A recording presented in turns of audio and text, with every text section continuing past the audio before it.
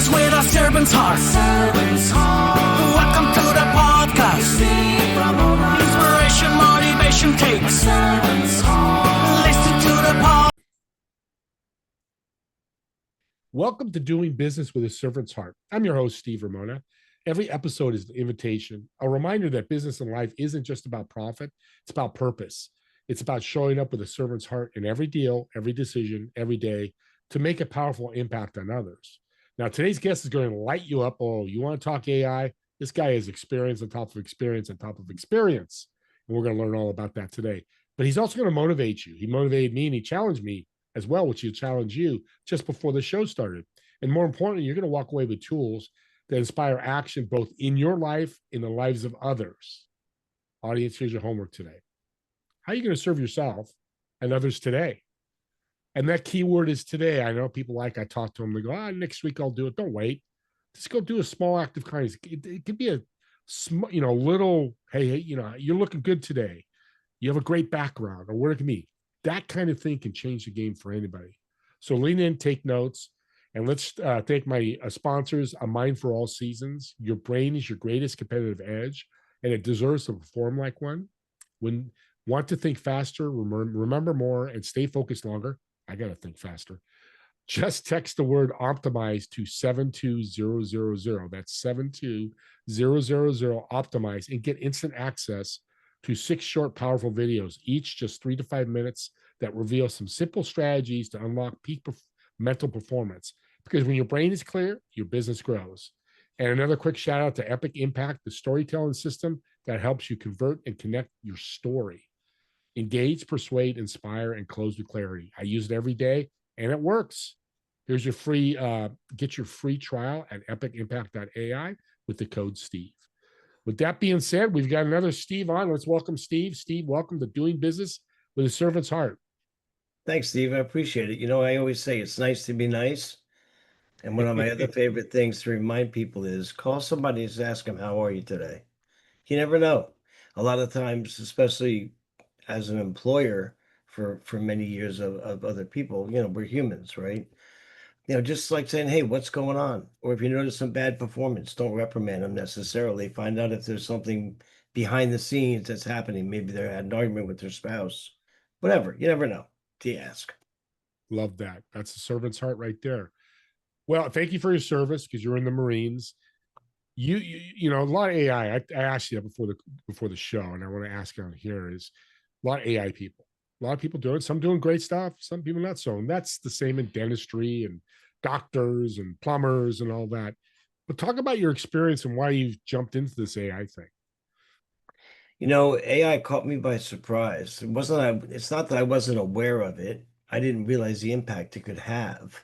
So I'm a certified scaling up business executive coach, and I had been coaching for about 2 years when AI hit me in the face. And basically hit me in the face where I had to give a 5 dysfunctions of a team workshop to a group of 6 executives. And they were having, from the owner of the company, they were not getting along well or having some issues. People were holding back, whatever. So there was some dysfunction, going on, and a lack of trust and that kind of stuff. So I asked them, I filled out a questionnaire over the phone. I met each one of them, via a phone call. I had them answer 20 questions like, where you're stuck, what do you want to start, stop, and keep?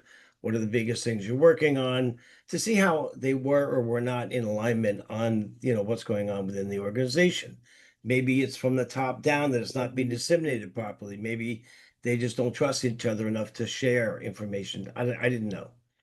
And then I also had them do a DISC report, which is a modus operandi test. It's basically a generic, list of different questions that tells you how that person thinks, how they feel, what turns them on, what turns them off, how you should talk to them, how they like to be communicated to. But it really gets you the information on the insides. I took all that information, I put it into ChatGPT after attending a workshop on what ChatGPT was. I took all this information. Well, first I secured the large language model by turning off sharing. So a little tidbit for all of you out there, if you're using Chat GPT-5 now, I believe it comes with sharing with large language model turned off automatically. But if not, you just click on your initials or your picture, whatever you have for your name, go to settings, data controls, and then right there you can turn off share with the large language model. It's the very top question. So at least your data is somewhat secure. You're best to buy the enterprise account if you can afford it, and then you get siloed data, which is the best way to go. But I put all this information in and I removed all the names, redacted it. So in case it did get out, I was still new at it. I wasn't really an expert at the time. I hadn't been certified or gone through training or anything. Um, I took all the names out to protect the innocent, renamed all of the people's reports, dumped all this data in, and I said, I want you to go through and analyze this information and tell me who would and who wouldn't get along and why. Now, when I get back these disc reports, they're 30 something plus pages, but it's static data. I can't ask any questions. I get the report, it says what it says, it is what it is. Now with ChatGPT, I can start what we call iterating, asking questions. Why doesn't Susie and Jane get along? Oh, I see that the CEO and the COO get along well, but they both have the same exact score, which typically would be a conflict. If you're, a high impact, a high D and a high I for DISC is the one I use. So you're a high D and a high I, you're high in dominance and high in influencer, and you're working with your second person in line is also the same. Typically, you're going to butt heads on some things because you're both going to want the other person to see it your way. You know what I mean? Well, they got along great in this instance, and I asked it, why do they get along? So now I can get some good insight. Turns out the CEO is a visionary. Boom, let's go. I got this great idea. They're running around making messes and starting up all new stuff, and the people behind them are cleaning them up, which is what most visionaries are and do, which is fine. The COO of the company at the time was really like into precision to make sure it was done right. So she was working with the CEO to pick up those pieces and keep them in alignment of their goals and their values and what they truly believed as a company. So it was just phenomenal information.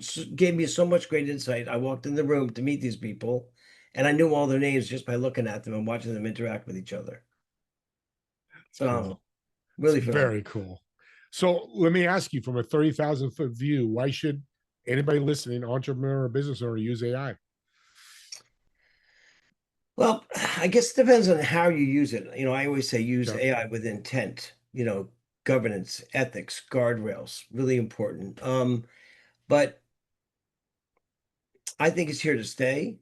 I don't, I'm not a big believer that it's going to own the world and control us. What do I know? Maybe it will. I highly doubt it personally because there's certain things that humans can do that, agents and models just can't, at least not yet. Maybe not till the year like 2030, 2040, who knows? And that's just from stuff I've heard. But I think that you're really missing out on the opportunity to improve and enhance your efficiencies within your organization. Something that the mundane, routine task that is taking a very smart, very talented individual time to do, I think is a waste of inefficient. It's inefficient. It's a waste of Yeah. time, energy, and money. And I'm all about doing it better, doing it more efficiently, and saving on time. If you figure that if you save 2 to 4 hours per employee per week, then that's all. Which I can do that easily with any company. Think about how much that adds up to if you got 30 employees or 40 and 50 employees, or if you got 5 employees. You got So 20 hours a week you're saving. That's a lot. yeah. When you Yeah. think And about you're the an travel. entrepreneur. Yeah. You're a Yeah. solopreneur. You're saving 5 hours a week. Well, that's 5 hours you could do some of the revenue generating stuff. It's Five it's hours phenomenal. more billing time. Exactly. Yeah, exactly. KPIs, how are they tied to AI driven operations? I'm a big believer in measuring. If you don't measure, then you don't know how well you're doing, and you really can't judge if it's working or it's not working. Right. It's like social media people not doing A/B testing. How do you know what works and what doesn't work if you're only getting one result? So I'm a big believer, but you know what? Start with like what I call small wins. Do some internal wins, like a standard operating procedure document. And also I'm a big believer in 10-80-10. 10% your idea, 80% AI can produce or do the bulk of the work, like creating an SOP for this process or whatever. And 10% human in the loop. You got to make sure that you what you got is correct. And see, look, let's be honest, they're AI that hallucinates. It's made by Yes. humans. Humans are not infallible. We make mistakes. Well, we created this in the first place back in 51 or I don't know, maybe 52, 1952, whatever it was. But you got to definitely check your work. I like to call it a human in the loop. That's a good call. Human in the loop. I like that. Yeah. So let's jump into the book because it ties to what you do, and you're very excited about it. When I first met you, you showed me the book. And I love people that have written books. You're leaving a legacy. You're educating people. Talk about the book. Funny, I didn't write this book to be like a rich, like #1 seller. Honestly, it's not very thick, but this is the front, this is the back. But by the way, I made the cover on Chat GPT with 2 prompts. And this I'll tell you about the book itself, but this story has a lot to do with it. This guy is rowing a boat, and if you notice, he's facing the wrong direction. You don't row a Yes. rowboat that way unless you want to push yourself somewhere. You typically pulling backwards, right? So he'd be sitting the Right. other way. But I figured it was close enough in ChatGPT, and it would also be a good conversation piece. It's called being in what's called the gap. And that's a term from Dan Sullivan of the Strategic Coach out of Toronto, Canada. He's a business executive coach, and he's coached millions of people probably by now. I mean, thousands and thousands of people doing it for well over 40 years. So the gap is when you're so busy chasing your goals Mhm. that you're constantly looking and striving for the next goal and next achievement. You don't, you get this defeatist attitude sometimes. Like, and this is part of why I wrote this book, like, oh my God, am I ever going to make it there? And it gets harder and harder. But if you stop every so often and take a look back, how far I've rowed that boat, I can't even see land anymore. So you're in the gap when you forget to stop, take a break, celebrate your successes, realize how far you've come, and set new goals. And we do that in the coaching world in a quarterly fashion. I call it a 13-week race. Mm. So, coolest thing about this book, I wrote it because I wanted to get out of my head, which I honestly said 12 years ago, I'm going to write a book. I don't know what I'm going to write yet, but I'm going to write a book. And I wrote it down. And I actually had that piece of paper I wrote it down on when I was at the Strategic Coach program. And I'm a graduate of the master's program. And I just never like got around to it. Life happened, kids happened, school, whatever. And when I decided to do it last year, it took me 11 months to actually write it. I didn't dictate it, although I learned towards the end that you can actually speak into Word and have it write for you, which is kind of nice. So it was my words, but I didn't have to Yeah. manually type it and keep backspacing constantly to fix it.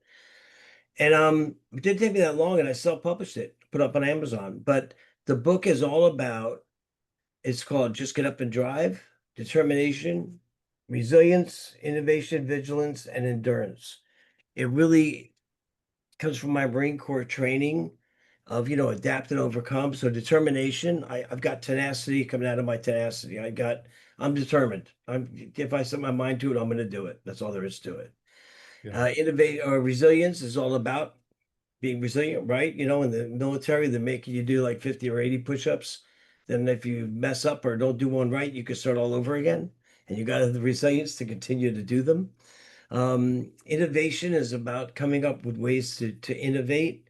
So I'm constantly learning new things. I'm constantly innovating and trying to be a better me to help and serve my clients better and my associates or just any Love affiliations it. I have. And the vigilance, you got to be vigilant of what you do, and endurance. You got to have the endurance to do it. So here's my favorite story about my book. I didn't write it to become a whatever it's called when everybody loves your book. What's it called? The bestseller, That's right? all.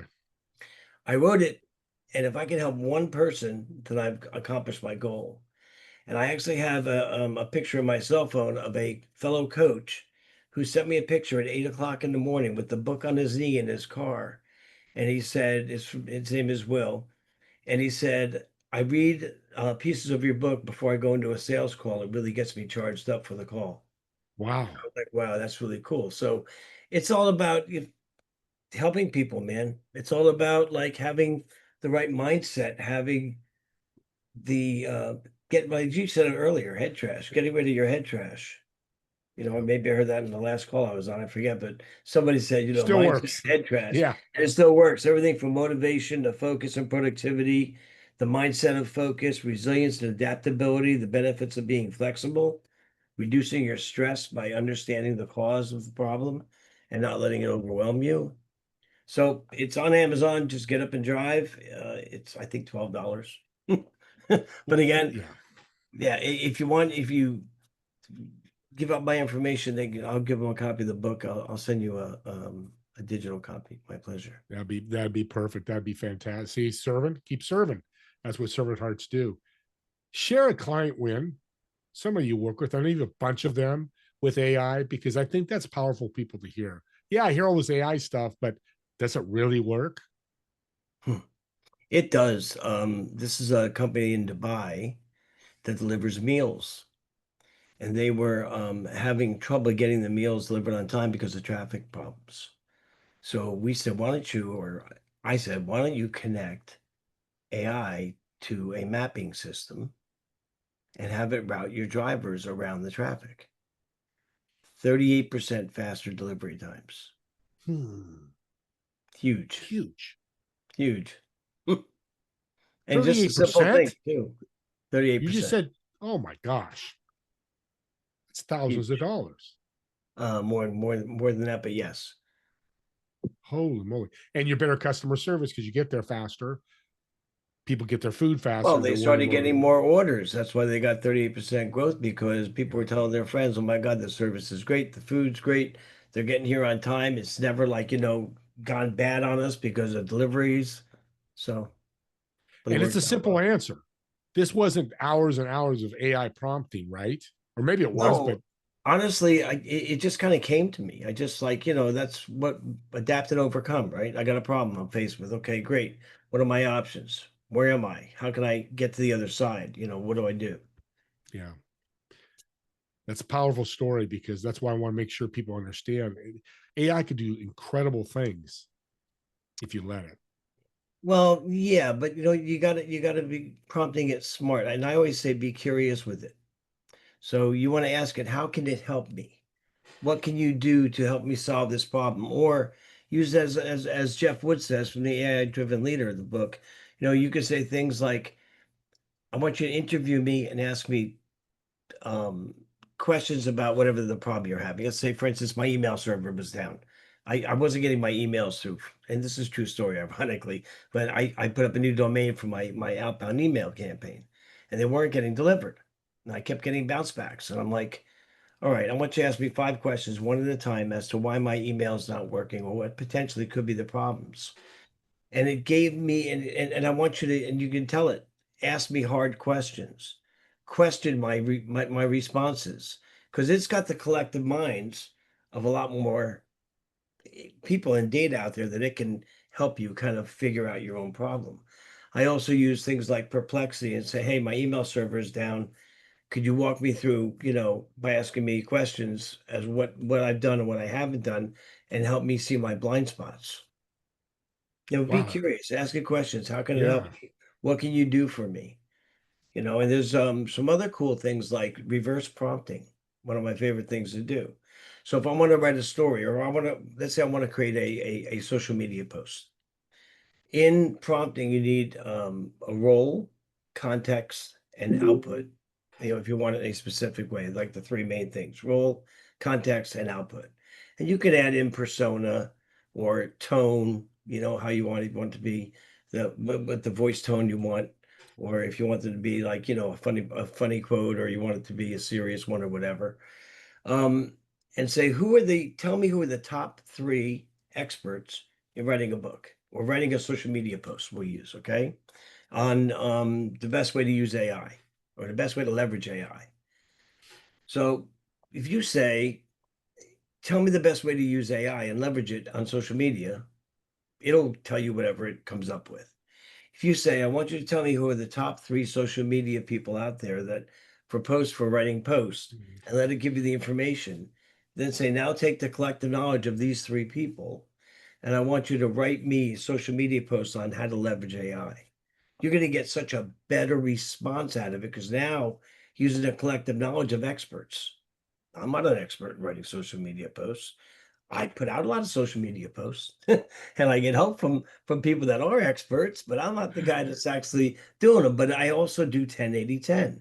10% my idea, 80% of the AI do the back end work for you, and 10% I humanize it and I make it mine. I make sure they're telling my story. Yeah, Just that's they say a powerful. lot better than I would. And their grammar in English is a lot more proper, you know. Yeah, and I'm gonna say this again: prompting, guys, role, context, and output. Keep Yep. that right there. I've written it down. It's powerful. It's a small little tip, can make a huge difference for people. I love that. Oh yeah. I joke you not. I literally had this cover done in 2 prompts. It's powerful. That's all it took was 2 prompts to Yeah. get a whole book cover done. Time and money. I mean, you could have hired somebody, spend hundreds of dollars or maybe thousands of dollars to do Sure. that. Um, I love me podcast hosts. You've got a podcast. I love the name. Talk about your podcast and the goal of it. The Business Lunatics. Actually, I can't take credit for creating it because I didn't, but I have been on it since the beginning. Actually, that belongs to Sean Carroll. I did create something to go along with it, and that's this, Very which cool. is the Business Lunatic. I did a one prompt on ChatGPT. And Business Lunatics, you got to be a lunatic nut job to be an entrepreneur and get your butt kicked and go back at it and do it all over again. And it's like, why do we do this? There's high highs and low lows. And the coolest thing about the show is that it's no BS, it's no fluff. It's straight up for business people, a collective of 160 years of business experience. I personally have built, bought, and sold seven tech companies over the last 40 years. We've got one guy that owns a marketing agency. We have an executive business coach that's also in the group. And Freddie's super fans. He's had like, I can't tell you how many companies, and he's still running a community called Super Fans. Really cool, Freddie Dudak. But it's just us giving our honest experience, sharing. If you're running starting a new business or running an existing business, we talk about everything from finance to social media to AI to, how to treat your employees, ways to get more out of people and not burden them. Things like you name it, we talk about it. But it's definitely a YouTube channel you want to at least check out. There's some good snippets and good information on there. We do it once a week. It's not live. We honestly tried live, and just too many things out of your control when you go live.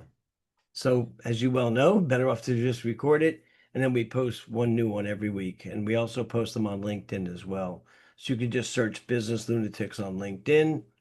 You'll get all of the podcasts on YouTube. So you can search YouTube for Business Lunatics. They're all there. On LinkedIn, we're doing one at a time, and it took us longer to get them posted and published properly with all the snippets, and you know how that goes. It's wonderful. We'll get the link in the chat in the description of this podcast as well. Well, let's end with a fun question. Let's know Steve a little bit more. So Hmm. I'm going to reserve a table at a restaurant for you, a table for four. You can bring your wife and family too. But those three empty chairs, who you're going to invite, whether dead or alive, to talk to, connect with somebody you've always wanted to talk to, and ask questions to get to know and learn from them. But the most important question is, what food would you order? Wow, who would I invite? You know, That's a great question because I could say Elon Musk, I could say, all these people, but quite honestly, the first person I think of is my father. I'm the youngest of six kids. I'm 64, and my oldest sibling is 19 years older than me. What's that? 83, and everywhere in between. So I didn't really get to spend as much time with my dad, in his life as I really would have loved to. So I probably would invite my father, who passed away in 94, um, for his knowledge and wisdom. And just, I really looked up to him. He made me the man I am today. But there's so much that I would have liked for him to have seen me accomplish and see my kids grow up. And, that would have been really nice. So I would invite him. I would also invite Vern Harnish, who is the creator of Scaling Up um, coaching program, as well as YPO and EO Entrepreneurs Organization, because he's such a phenomenal guy. And for all the years that I've known him and I've learned from him, every time I see him, I learn something new. Every single time I learn something I did not know. And I think Powerful. that'd be important. And let's see, who would be the last person I would invite?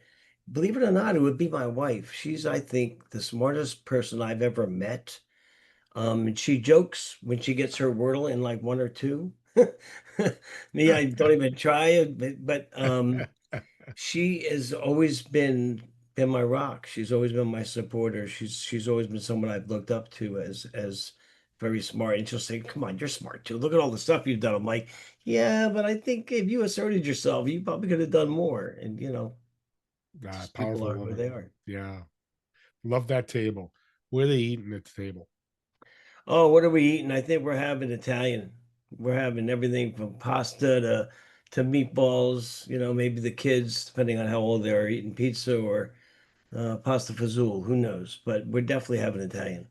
It's coming to lunchtime. Now you're getting me hungry. I love that table. I have to bring a chair up myself. Thanks again for being a servant's heart in AI, which again is, people are trying, but you're really getting out there and reaching out there. I know people want to connect with you. How can they do that? What's the best way? Well, first thing, I'll just remind everybody, be curious, ask AI questions. Don't be afraid of it. You cannot break it. And how can they get in touch with me? You could reach me at www.the4pillarcoach.com. You can also find me on YouTube, Four Pillar Coach as well. And on LinkedIn, of course, just look up Steve, Steve, space Ferman, Ferman. Piece of cake. Thanks again, Steve. And audience, here's your homework. Subscribe to the YouTube channel. And these podcasts are gifts. And this is the perfect example what Steve just gave us today. A wonderful podcast. But how much information? I mean, just using role, context, and output for your prompt. If you're talking to somebody and they go, God, I can't get this AI. Hey, go listen to Steve Ferman and learn Yeah, from him. thanks. And if they learn something, you just gave them a gift.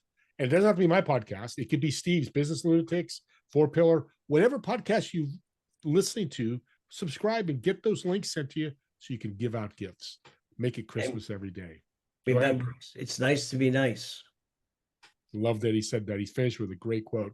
With that being said, me and Steve want to thank all of you for watching or listening to this podcast.